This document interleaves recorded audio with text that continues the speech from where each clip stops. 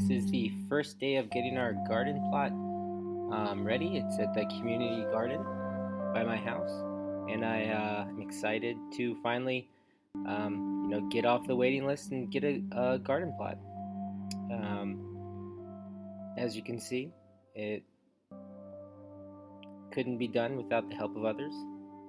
Getting help from those around me. This was a huge task. It's a pretty big garden plot, at least 20 by 20. Haven't measured it yet, but I'll be using the no-till or no-dig technique for the garden.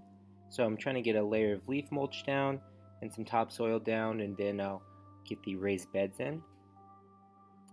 As you can see, it's pretty overgrown here.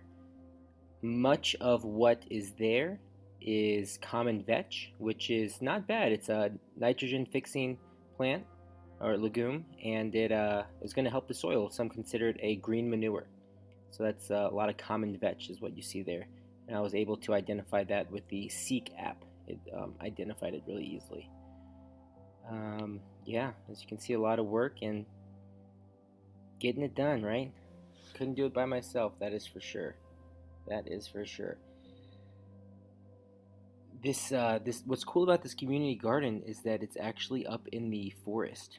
So it is surrounded by forest, and when you're up there, you are really secluded and you feel like you're not in the suburbs or the urban area. So it's really really cool.